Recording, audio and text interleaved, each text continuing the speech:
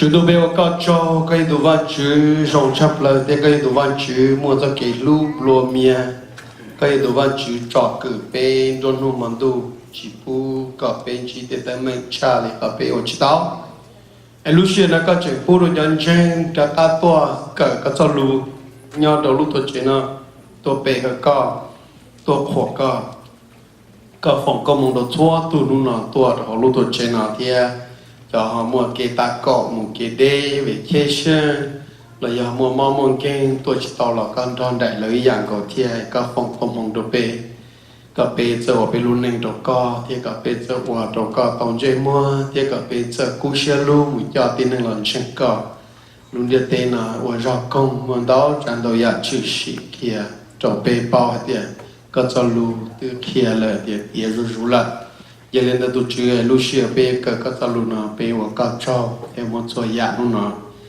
vì thế cho nó bê tụi chơi sử dụng bê cái rong cân cao amen.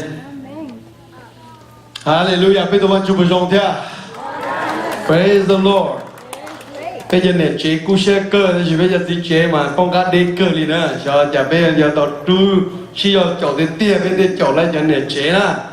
Lỡ một đêm hè, một trò lúc chơi từ một trò cho khán giả từ lo cho này chế cho cú xe xử lý là chuyện đó nè.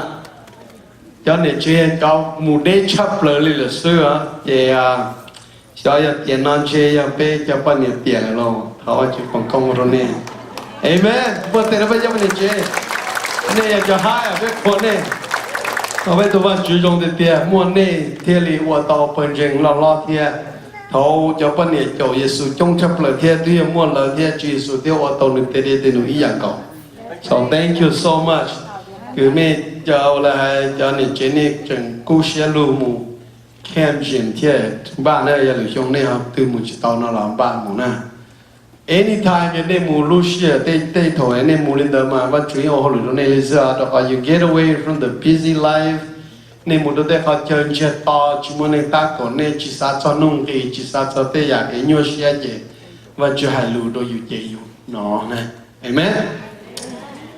Now let me ask you a question. How do you overcome greed? Bên cho nhau là ta đó bên chùa tù bỏ lên một cái greed à? Nên bỏ lọt được greed rồi.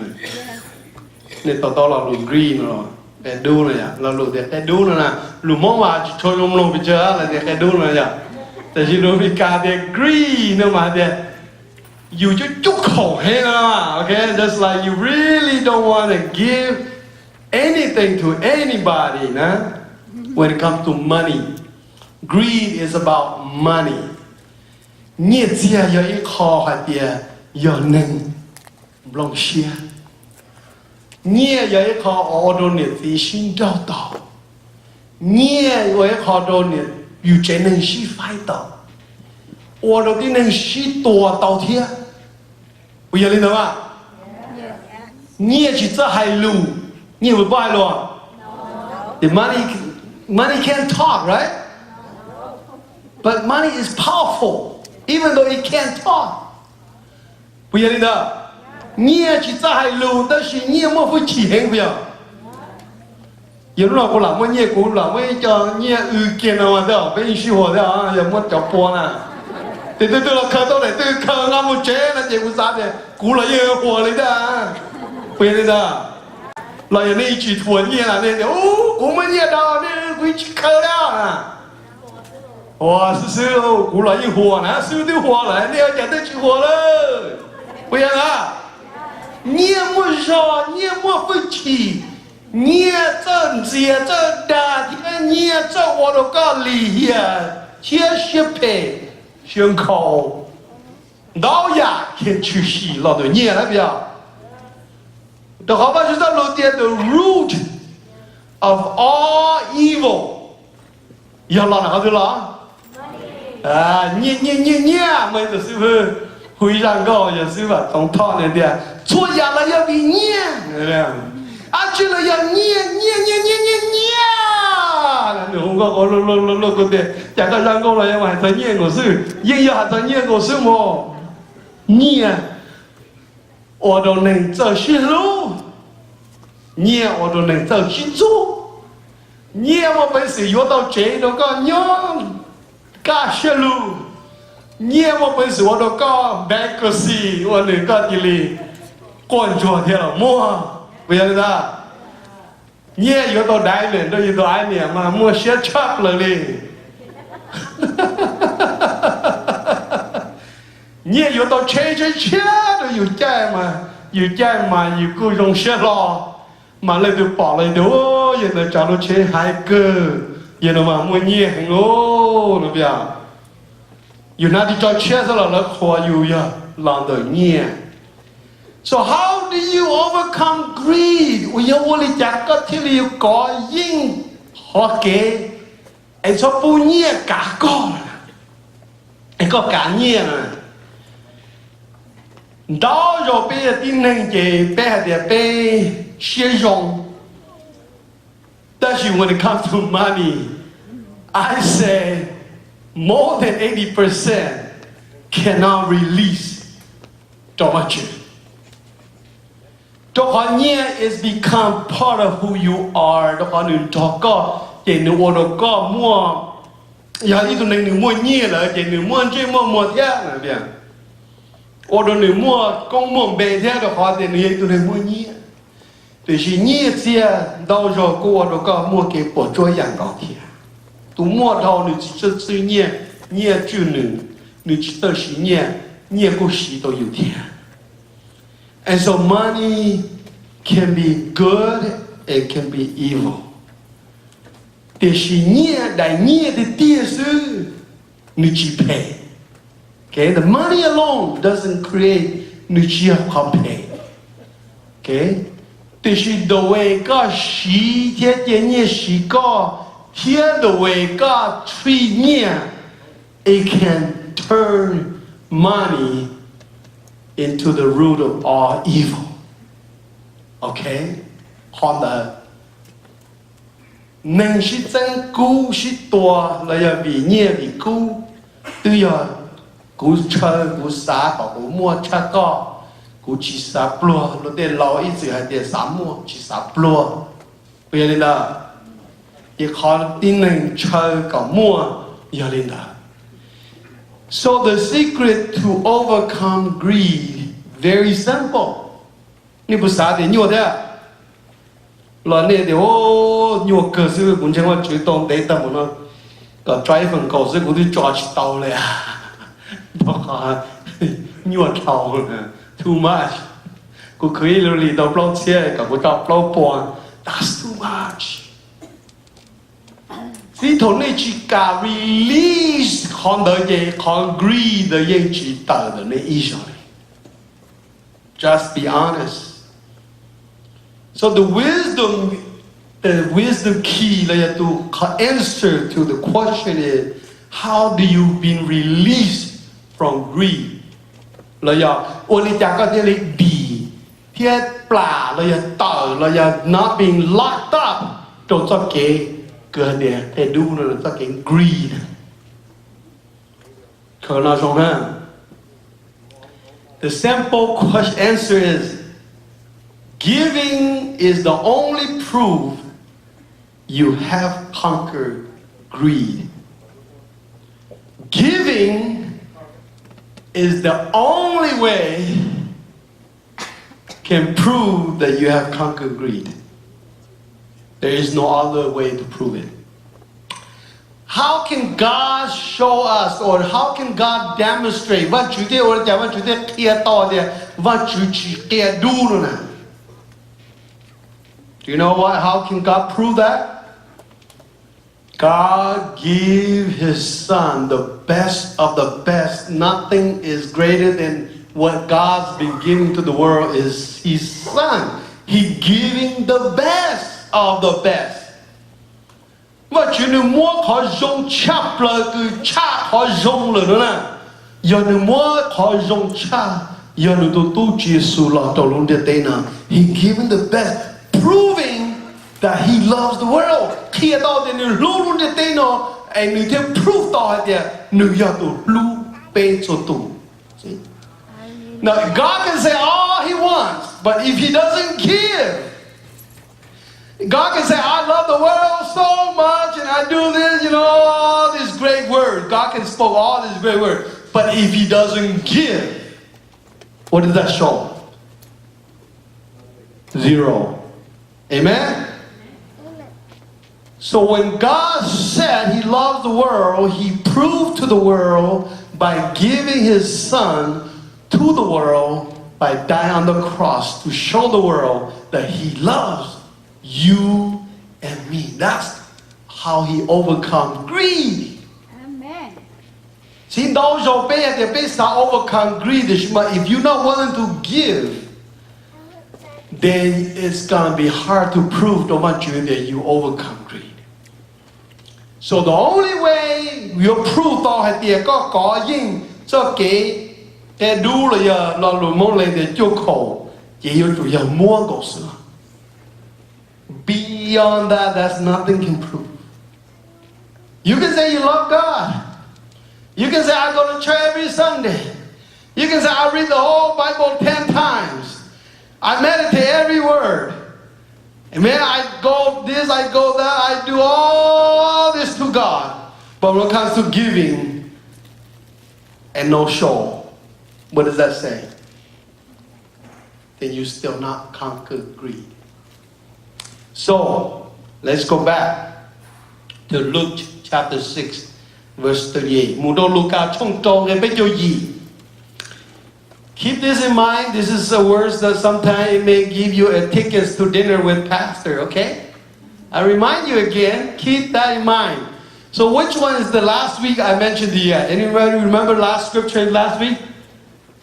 Isaiah 45:3. That's very good. And it's talking about what? The secret place, the hidden treasure that God wants to release to ILICC. Amen? That's very good. Remember that, okay? Now, and this one also, remember this. Luke chapter 6, verse 38. Now, remember that. Luke 6:38. And this is what it said. Jesus taught this about giving. Because it's very important. Because Jesus had to teach his disciple about giving. Because they not only give their money, they not only give their time or resource, but eventually they have to give their life because they're going to serve him. They have to willing to die for him. See, Jesus nó kia con nó cho cả yêu tụi mua thì mà chia mua hay cho nhẹ chia cho lúc xí hở là yêu lúc bệnh sử sự thì hay cho họ để one day cho tôi tí nó yêu tụi mua nữa cho xe cho Jesus cho xe tua cho Jesus. It's very important. So let's read together. Jesus taught that giving was the beginning of blessings. See? Giving is the beginning of a blessing. The beginning is giving. In giving. Bây giờ thì mình sai đi từ đan lâu là nên sai đi từ Paul là gì nên từ ông cổ là gì nên từ mùa là gì từ gì nên một đế một trời. Ni chỉ to cái gì nên show nè, he's not giving. Nên đã cao lọ nên bùi rong xa, nên giờ nhau nè, nên bùi tông một sai nên tên mùa tên giờ gì tên đan lọ nên một đế thủ mà một cái tờ sao là tên này à, mà giờ tông đi show mà giờ tông bùi tên tao kể thế mà check plaque, ai giờ một sai từ mùa từ gì là giờ sai từ cái tiền một trăm lại là yêu lại lấy chính đi bao show rồi yêu lên à, yêu bùi đã cao một sai nữa à, cú sao thì phải trong nhà chim mù lồ bây giờ là nên để cá liền đã cá mù đua này mù y dùng gì thế mù ai dùng gì thế mù dùng bê kia chim mù là gì mà sao mù nữa I don't know cho nên sáng nay lịch trả rồi để khi anh mù đó ít gì từ em luôn trâu xem ba này lu này mua đồ này còn này mua chờ nọ chờ hậu chờ bữa em lo nó chuẩn bị su vào cái đó này đi gì thế nên bù sa để cho nên tao có mồm nếu tôi cho là nó nếu nếu tôi cho được có chế nè có bù luôn nữa xin khó có ai biết gì chúng tôi give gì lên nó chứ giờ này một đôi người nếu nếu chỉ mua cái chỉ tôi chỉ nó nên những tôi sống nên thì cũng sao thế chơi cơn gò ra còn nên hôn nên là nên tôi cái theo giờ bỏ cái rồi nó không chơi chơi cơn gò theo ai à bây giờ đó So Jesus teaching about blessing here to the beginning of blessing. Yo le cha thiết to có mong đợi chỉ thơ được câu lúc này nè. It's about give. Muốn đồ thế nào, bù đồ được tu thế nào. Thì bao giờ cũng muốn nó cho tới dùng lò xí họ cũng bù đồ này thế nào. Ta ở thiết đồ là. Tôi chỉ có chỉ được của họ cũng muốn nên chọn nhẹ cái một chọn nó lúc chơi chọn nó lúc chơi cái ba tụi nó sẽ dùng bù sẽ ta ở thiết đồ là tôi chỉ hay khó để bị nhộng tôi chỉ hay khó để là thâu dùng đồ nó phù theo nó mà tôi chỉ hay thế nào. Cái mùa này cái gì mùa rulers give. Jesus nữa chỉ说的 give， 你的more， and it shall be giving unto you。有个more啦，给有大家more到高呢 ，it shall giving to you 呢。今天的 good measure， 那的才到的个无论哪。Lúa lấy cha lúa lấy cha tặng lấy cha lúa nhám một lấy cha 1 kilo nửa lúa nhám một lấy cha press down lấy cha xí rồi mới chữ cọ hoài nó để chế lấy cha shaking together muốn cho còn chữ cọ bú hình make room for more thế cọ chuyển thành chân gì rồi thế running over cọ pư kia shall man give unto your bosom. Họ nó mà đây vào cú nó mà giờ anh đây vào cú giờ bé ở ti trong cỡ mà bây giờ tàu sao họ đi when you give đó là chủ lúc kingdom when you give to the church when you give to the mission when you give to the ministry anything when you give to God it can never go wrong nữ ấy chỉ mua họ要mua皮衣裳嚟nữa it can never go wrong đó khó đi Shall man give into your bosom? Yes, and whatever measure you use in giving, large or small, whatever measure, she called measure called that thing. Whatever measure she used to measure what is giving back to you. Whatever measure you use in giving, large or small. It will be used to measure what is giving back to you. Sai đó thì, ni mua lúc ta đánh lúc nhà một cái cha cho mua đâu và chú tên đủ là và chú yếu sĩ ta đánh đỡ lưu ý à để được khát đồ nên thiệt. Amen. Wow. Hallelujah. See, blessing is about giving. So có mong đỡ người lò lên đỡ lò. So the scripture give us a clear illustration in here to bigger. The principle and you overcome greed is about giving.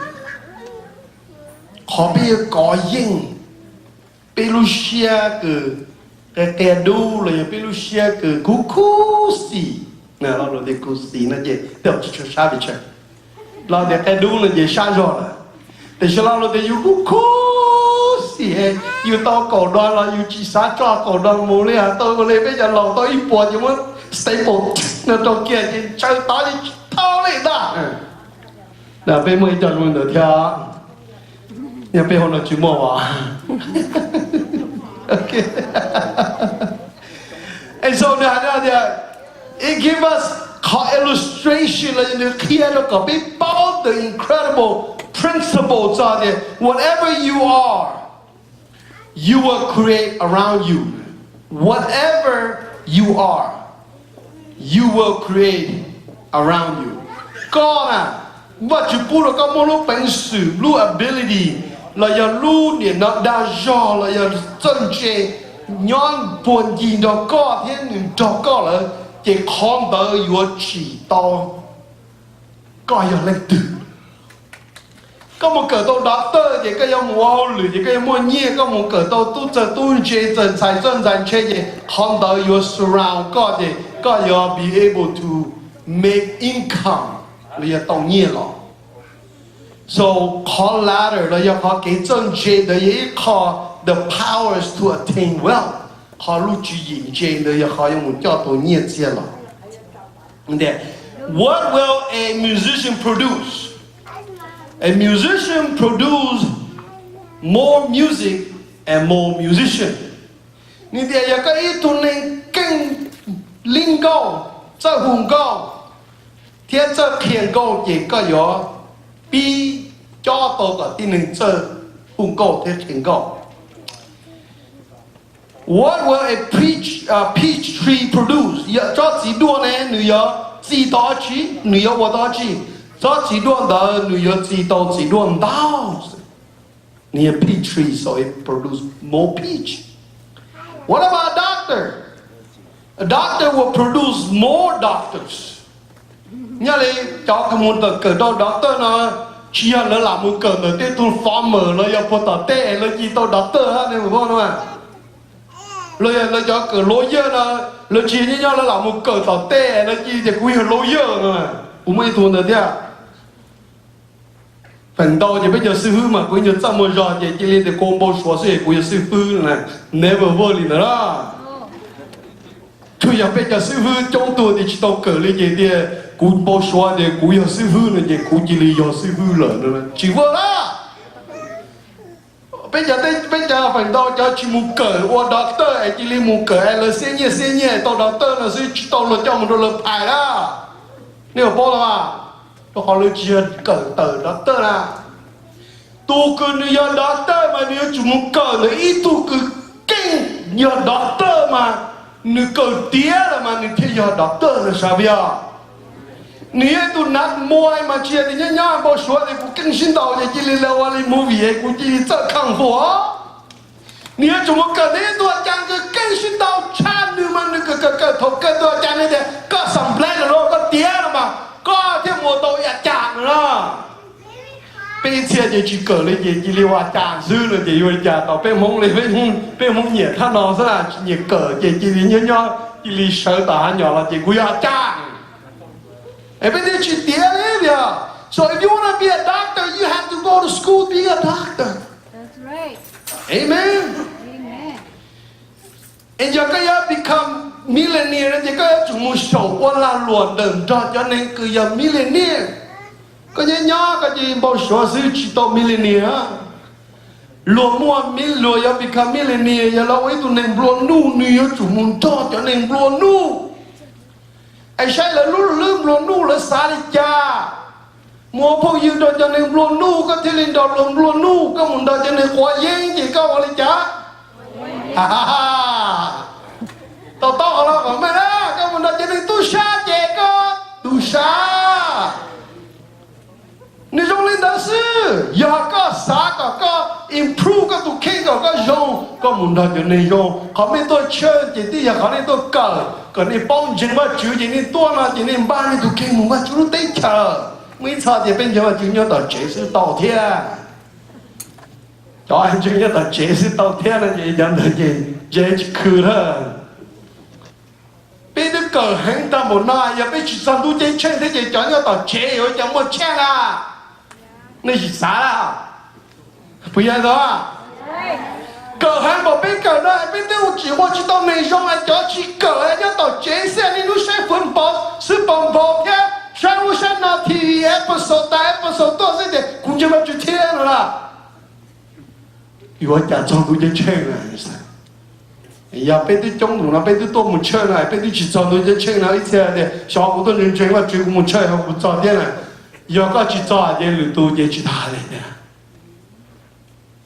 mới cái complain giờ bây giờ sư phụ thì bây giờ thầy cho là thế bây giờ sư phụ thì thầy cho bé kia là sư phụ bé chịu quan giờ lên đó giờ lớn chọn tôi chơi giờ bé chọn thế này thì cha này tôi bé cười thế vậy.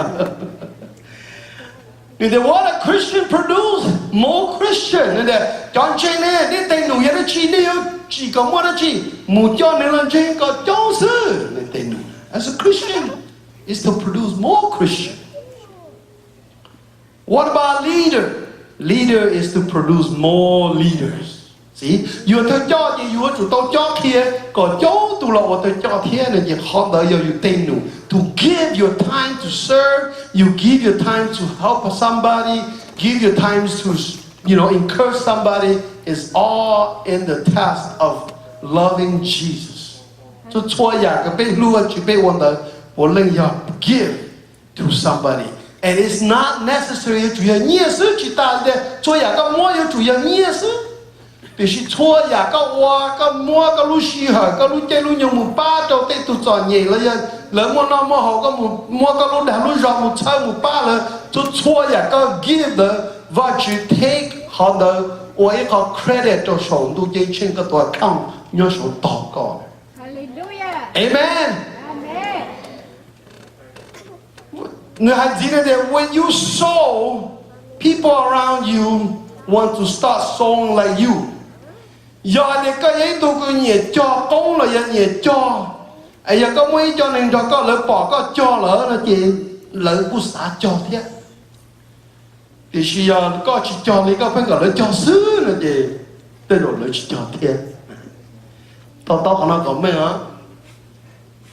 People là monkey see và monkey do. Lòng đồ là phải hai mà là để monkey see và monkey do. Giờ cái giờ thằng cho thì chỉ có chỉ cho thì lúc này thằng cho nó kể là cởi tao, ok? Trên đó do you ya cả lỡ vali you mà you chủ qua cả lỡ bỏ thì you vali trả. So cho hai tiền cả này qua thì you chỉ qua nè.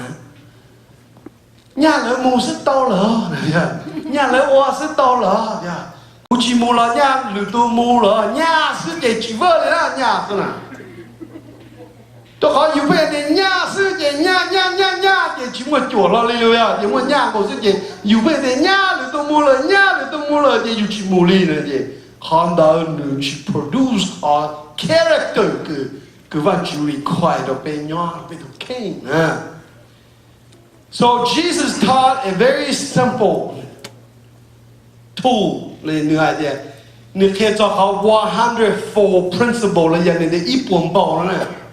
Yêu là chắc cái hoa tàu cái thì có mỗi ilu nó cho sẽ có nếu produce to ít bộ lu được con nè, ý sao đấy nè, có mỗi ilu nó bao cứ cho một cho đó học sư đó là nếu mà bánh sườn thay tàu cầu lá tàu hoa tàu bao cứ ilu bao cứ nó nếu mà cha ít bộ钱就好了 so one can produce over 100 biết lên không ạ? So the only way you can do that is by sowing. You have to cho up. Okay? So Jesus taught the 100-fold principle there. Jesus answered and said, very, very I say unto you, there is no man that has left his house or brothers or sister, father and mother or wife or children or lands for my sake, and the good news, he will receive 100-fold now in this lifetime, houses and brothers and sisters and mothers and children and land with persecution, and in the world to come, eternal life.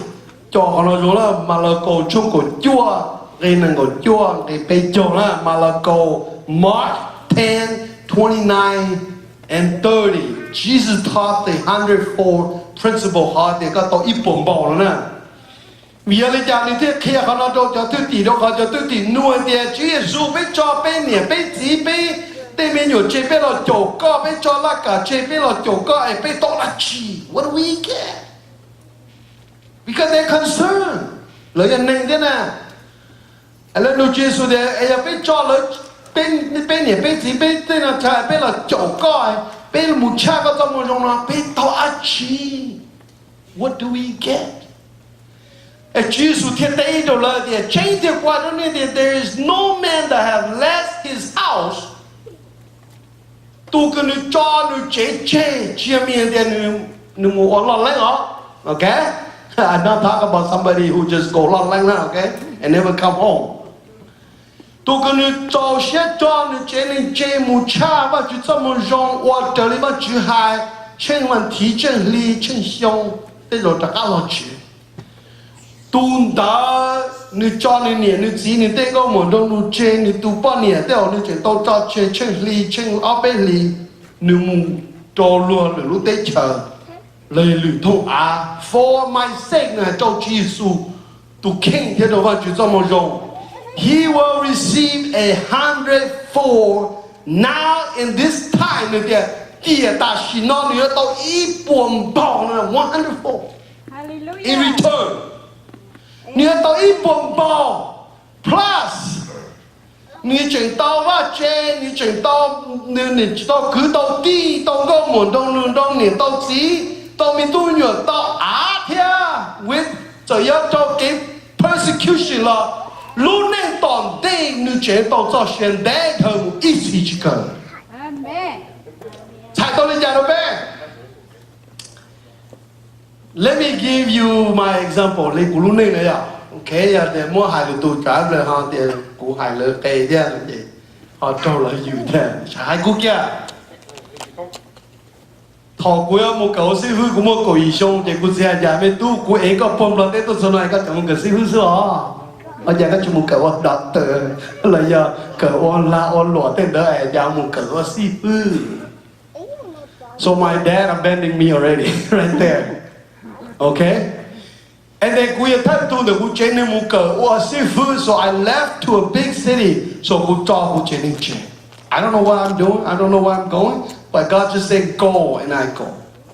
Right. So good job with Jen J. I left for 2 years. Okay, that's example. Chỉ ta lên đó, for example thì thầu có cho có nhiều có gì chơi có mù cỡ mà chỉ cho lu có mù cha mà chỉ cho mù rong. Thế có lò lơ đa là nó mà thì có lò chứng và chữ. Okay. Thì có mù chỗ và chữ là gì? Có tay cứ tim muốn có cho chỉ ta nha. Okay, tao còn là cái咩? Có những cái tí thì có món là lớn cái tí thế là gì là món là lớn thì gì thế là chỉ hu là món nào mà họ là chỉ hu có thế này có lớn nó nó sang để sức có một chỉ tao thế rồi giờ chỉ cho là yêu xin lơ ta rồi hả bây giờ họ luôn đi tên là gì từ có chiến tranh thế chiến tranh gì cho là bị xin lơ đi rồi ok tao còn nó dùng là you left you need you gì you cái cứ cái tí cái là con cancer gì là nụ Jesus thế what a weekend bây giờ tao chỉ let me explain this to you. Cho nên我自杀是嘛，叫你我师傅是撞嘢是吧？被蒙嘛，我师傅嘛一点都一点了，找不头，一爬就不去做了嘛，被叫师傅嘛分中做就 plus% 嘛呀，叫师傅就撞嘢是吧？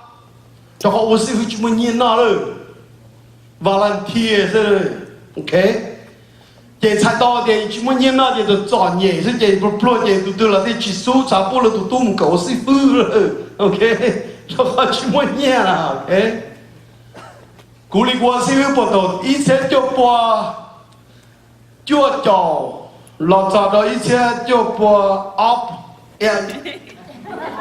ít sẽ cho qua up high 2000 I would say 2005 counted 要投一些就一的lòng cho và giờ để biết được我们感到一些就会有趋势啊，我们狗师傅，那转到头一些就不 G 了要 blow 的 pay probably on the I'll start getting paid okay 一路里呢到一趴的啦 until 2008 and then 被老路车呢的。là một trò đó phá cầu I would say phá cầu I get about $2,000 a month 我师傅不满意嘛的哈一路聊天头发就好古摸嘛就带点努qua đó mà chửi để mà chửi rồi giờ cú mua cái tên nuôi cái chuyện kia cú thọ khởi thiên là gì ăn khuyết cú cho钱cú chỉ sao ấy tôi sư thọ khởi I want to be a pastor that I can provide and give to others. Cú chỉ sao tôi sư hứa đi nó muốn thọ khởi lùi ra kể đó sư hứa nói nhé. Qua đó mà chửi này. So cú lo sợ mà chửi tên nuôi đó ít phần ministry hoặc You for Christ 都记录上的，结果你弄上班唔讨考是。我拖到我觉得我只要个胡古老师傅我那弄要上他们他看是的 I don't give up 我去我师傅就搞了我要摸了呀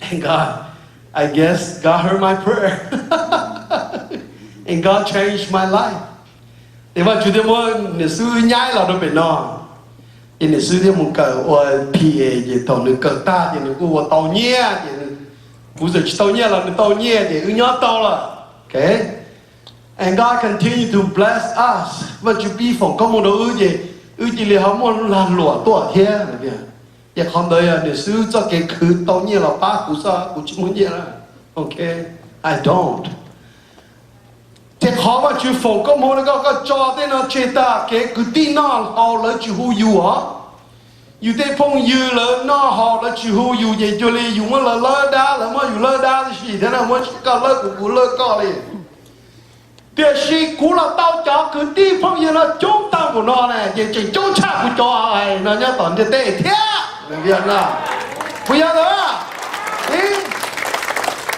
And once I served God for 30 years, 我们决定了都不背着的胸了，我都背着二胸了。我们做好的人 recognize 的二师傅多了，我做太对了，了包的有师傅了，叫有我了，路吧路节目了，那了好了，知道体验的你不要有的到个梦那边，到一叫个地方太对天，那边，到一叫个地方到对天，到一叫个地节目到伢啦对天，到一叫个地到那呢我都说对天了姐。họ từ là dùng một cái tí lo nó dùng cái gì thế nào vậy? Thì cho cái tí nào mà là nó biết cái tao muốn nhớ được và chứ lúc đấy chờ họ dùng cho cái tí nào nên đấy mà chia thì dùng cho là bao nhiêu thì xin là nó nhẹ muốn nhẹ nhẹ không nhẹ luôn như thế rồi chỉ có thể á xí cho ba lắm một cha là lúc là chỉ cho có một cái lúc đấy chờ gì xin dài là cho họ là chỉ cả nó con chừng này lời chừng là khó sự gì有没知道我给了这，要路了这路途这这叫路的对了，路这都些更高下了不，只有的有不只了。就是别叫那我知道路的电脑个绝动刀叉104 ，this lifetime you are more这样。I consider one of the blessed pastor， 别但是呢。bây giờ mong của sự sự là của hiện tu to có một cái gọi là vấn đề because của hai vấn đề của chỉ sai tu sư thọ khờ ok của chỉ sai tu sư vừa nên nó muốn thế nhỉ ai để nói cho là coi thọ chân chỉ baอยู่แต่ละแต่rõ sư của chỉ ai tu sư rồi đấy so và chỉ của phòng có một đâu của thầy của lúc chế ta free mortgage chỉ muốn nông cái chỉ muốn đi chế thầy là thế phải trong bây giờ sư vừa chỉ muốn cho rồi nữa就这说，不认得。要不要别好吧？就逢公我的咕噜健身的 free day， 正吹说梦想不大了，但是要把就是呢。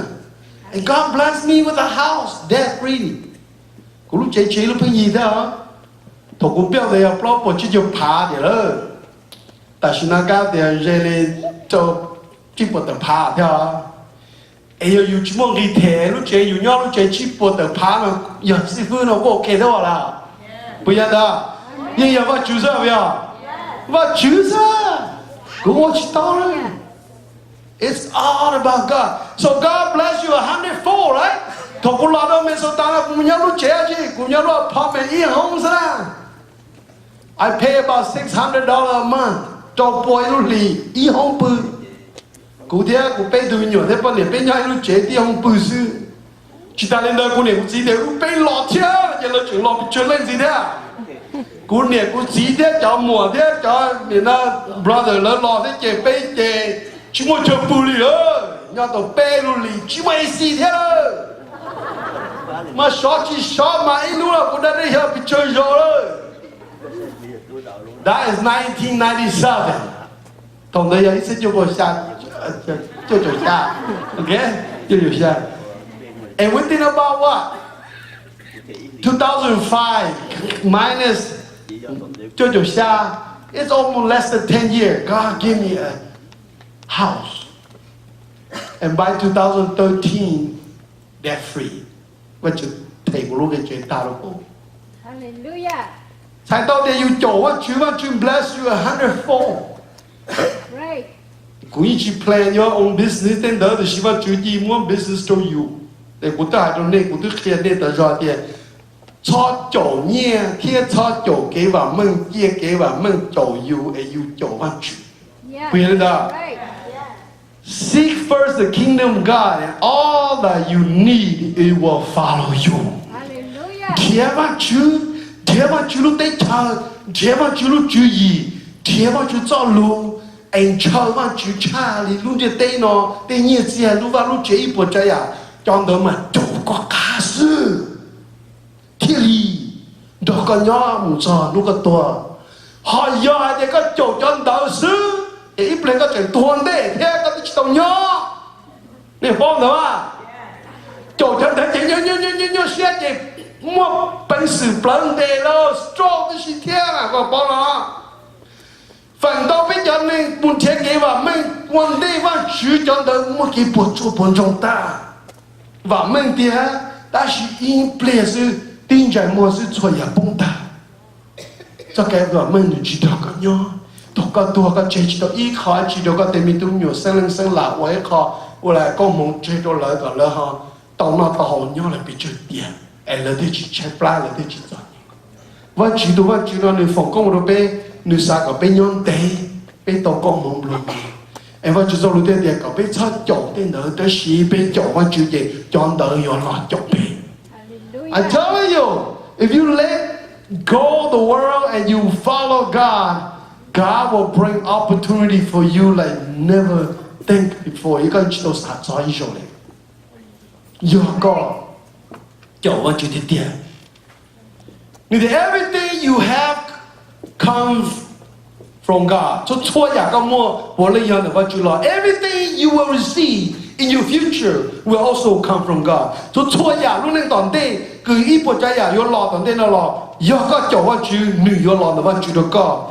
He is your total source for everything in your life. So God teach you not God the choya có muốn là your new lead. Ai thổ nữ phong có mong được có là ai nữ tiền có quan nữ tụ manager sáng nữ tên nữ tụ mà có thể chỉ mong lư hàng đó rồi you are there you lead vậy có từ là mong lư That's right. mình bỏ là mong lư này mình bớt sao mong lư à No. thổ nữ ya mà chú li mà chú mà đâu có tránh kia có xí li khó có bỏ hay tiền mà chú bu đâu có xí này chỉ mong lư hả họ giờ thổ ca này cú li vậy mau lư nữa sao cho họ từ từ bông kia họ như mà lọt chết tờ cái mà chả chạy bông như thế rồi lúc phải trả tội mà giờ bông như thế rồi mau lư được con tôi chỉ lư thế à móc lời thế này chỉ không được giờ họ đồ nhiều mà họ là thà mà cho kia luôn nên hồn để tê như kia nó chổi, và rồi yêu chổi lớn thì chỉ kia là chổi yêu sư thì chỉ mong lư. God wants you to have His blessing. Và Chúa sa có tông họ có mong nhớ đồng đón God trong gì chổi ý closing in this and verse 11 of Psalm 84 verse 11 nhớ đồng đón God trong gì chổi plong này có ý này. For the Lord God is a sun and shield. The Lord will give grace and glory. No good thing will He withhold from them that walk uprightly.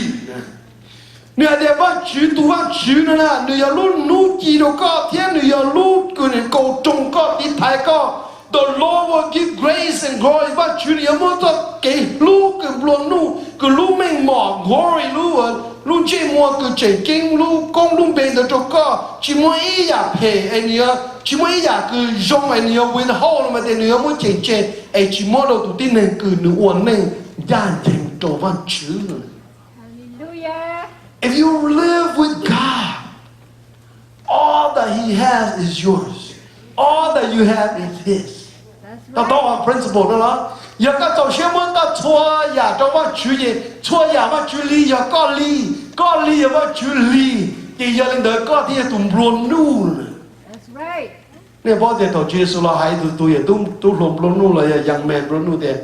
Nên hai đứa có nên đứa qua tổ chua ya nên đứa ok nên chỉ mua có một chỉ có mua chua ya hay là chọc cũ.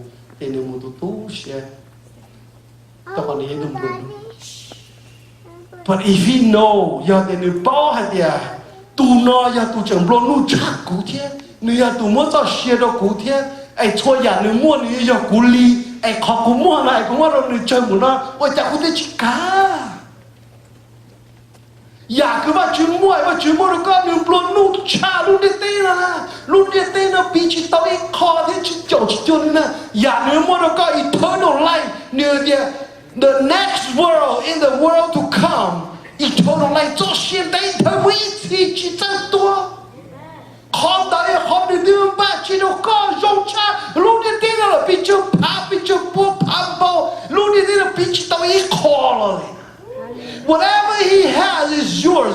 If you wanted to give him whatever you have. 有个做些么错呀，个么都女，的错呀，你么你有个理呢，的做些人头你把这个用的点就个的，用差不了。其他人做些人头没其实你全部那个么都样子用的绝数天做压天，那么去做猛男天，用的点。bây giờ nói của sao thì nó mò tao mà tao mà không năng chứ để chỉ cho thằng tôi chết chết nó mò tao chỉ mò không năng à ni bữa sáng tao không luôn nên rồi đó mà ni sáng thì suy cái này là hay thế nào đó nhỏ mà chỉ cho lui hay thế đó mà ai giờ này chính chơi rồi giờ chúng chơi thì tia bộ câu này muốn thiên nhiên thiên cung thiên lan thiên luồn thiên company mua lừa mà khai chỉ tôi lấy chỉ tôi chỉ là chỉ chả mà lấy nè chúng thiên cha lên nên thiên muốn thiên hậu lử mà tôi lên thiên nên tôi vào chuyển bộ lên đó mà tôi chơi mà tiền trả yên rồi nên chôn luôn chôn mò amen và chúng tôi nói đây nhá amen cái câu kia là này thì bé Johann trong on này hay là beloved đó cô lu I wish above all things cú chia sẻ cú wish nè cú xả có trong này thì above chúa ya tan thọ that you may prosper có nên luôn tao luôn nên buồn nung và mình and be in health cái chỉ thâu mua mò chỉ muốn kinh even as your soul prospers even giờ này tụi chú plei na ya tụi tao có mong anh nên buồn nung để sáng chú plei là và chú xả có nên buồn nung để sáng cái tao thiên à và chú xả có nên bé chọn chuyện là gì chúa tu buồn nung để sáng chú plei thiên buồn nung để sáng cái tao đi thiên到时被这师傅看的，差不多弄的该倒着不了，就这么多钱钱。但是呢，包的叫不多，你那么多下来，就这么多钱钱天，你包了。你啥都不多，你那么多下，你么大闹了，而且你不这么多钱钱天。我就去啥个用不弄，上就不是我就啥个，等该倒了用不弄，等有上该倒个呢。ไอ้ก็อยู่ที่ท้องมองมึงกินอยู่เนี่ยจะยี่เจ้าจั่วเจ้าชงรออยู่เจียงเทียเถิดแทงลีเปลือกกูมันตองก็มันที่ตัวที่จะ85เจียงตองก็ได้ชักกูเทียงกูเดี๋ยวว้าว what's your secret be happy love God รู้ว่าชื่อ wow I go to go David they're all gonna play God until I'm 90 he said oh you kidding then I said yeah I'll try All right, we'll spend some now. Be sure to send you ya. We don't share there. No. I'm getting a little excited. I went a little over time, but thank you. Don't share. No share day. That you from Komodome. And remember, always be thankful. I want you to there. I have another day to live. And yesterday is a memory. Today is a gift. Tomorrow is another gift coming day. Just knowing that God loves us. Okay, what you need to lupe. Nu know your reality na taki mà ya nu cứ bây giờ bao số sa. Anh dân trong thảo văn chữ thì ôn chữ cho bây công xếp bây thảo văn chữ kê thảo của thảo văn chữ ta. Nu na bây mù hùng go tiền là thiên là để bây chữ một thảo văn chữ để bây mù sơn okay. So let's pray together. Văn chữ bây có cho cái văn chữ từ trong cơn go có lupe có mua có cho lu nó kia lupe. Có bây giờ trên có bây giờ có thể để tên nụ học cái gì có bây giờ xí lú thì có bây giờ vào lú nên cho các tàu trên mua xí tụi chứ căn tụi ta kỳ bây giờ mua là mua cả dùng cứ nó cứ hao vậy bài mình tôi mình nhiều người ta có một cần đốc cần tới là con thằng đại bê cho một cái đế là con thằng lợi thia còn lợi ta có là sao và sao chế chúng mình tới mình giải cái dạng vừa cho hai dạng một trong tới trong một chỗ trong này có tí thái bê solution được chứ một bê chân chân nhỏ họ nói thia cho nó tạo vào tạo chế phi để cho nó có bê tu chỉ số lượng bê rong amen.